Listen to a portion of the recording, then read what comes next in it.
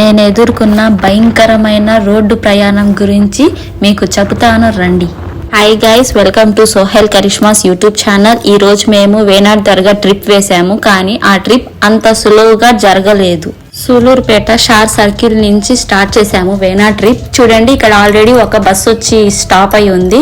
ఇది వేనాడ్కి వెళ్లే bus. Daily 2 to 3 buses circle దగ్గరికి వస్తాయి. మేము బైక్లో స్టార్ట్ అయ్యాం వేనాడ్ ట్రిప్కి. దారి మధ్యలో మనకి షార్ అపార్ట్మెంట్స్, దాని రిలేటెడ్ స్కూల్స్ అండ్ గేట్స్ అన్నీ కనిపిస్తాయి. ఇంకొంచెం ముందుకెళ్తే పులికాట్ లేక్ కనిపిస్తుంది. ఇదండి, ఇక్కడ పులికాట్ లేక్ కనిపిస్తుంది కదా. ప్రెసెంట్ అయితే పులికాట్ లేక్లో వాటర్ లేవు. కొన్ని దగ్గర వాటర్ ఉన్నాయి. ఎక్కడ వాటర్ ఉన్నాయో అక్కడ ఆగి వ్యూని ఎంజాయ్ చేస్తున్నాము. యాక్చువల్గా పులికాట్ లేక్ అనేది సాల్ట్ వాటర్ లేక్ కదా, సో అక్కడ అంతా సాల్ట్తో నిండిపోయి ఉంది ప్రెసెంట్.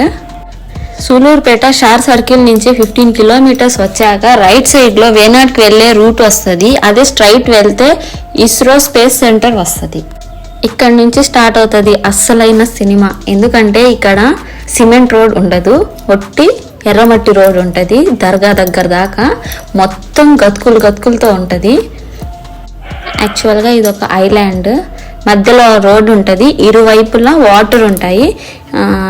ఇంకొంచెం ముందుకు వెళ్తే మాకు పక్షులు కనిపించాయి. అవి చూడడానికి స్టాప్ చేసి వ్యూని ఎంజాయ్ చేసాము. చూడండి, రోడ్ ఎంత అధ్వానంగా ఉందో. వెళ్తుంటే వస్తూనే ఉంటుంది. ఇక్కడ ఉన్న వాళ్ళకి స్కూల్స్, కాలేజెస్ ఏమి ఉండవు. ప్రతి ఒక్కరూ సూలూరుపేటకి రావాల్సిందే.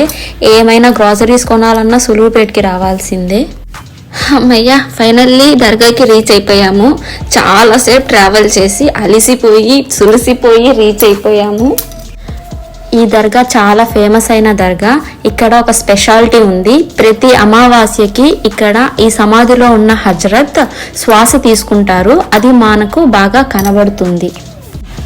మేము అమావాస్య అయిన నెక్స్ట్ డే వెళ్ళాము. అందుకే దర్గా చాలా డెకరేట్ చేసి పెట్టున్నారు. ఇక్కడ చాలా మంది విఐపీస్ వస్తుంటారు. దాంట్లో ఏఆర్ రెహమాన్ ఒకరు. ఆయన రెగ్యులర్గా విజిట్ చేస్తూ ఉంటారు ఈ దర్గాకి. ఇంకా రిటర్న్ జర్నీలో నల్లటి దట్టమైన కారు మొబ్బలు మమ్మల్ని అలుముకొనేసాయి. చాలా భయం వేసింది. ఆ రోడ్లో లైట్స్ కూడా ఉండవు.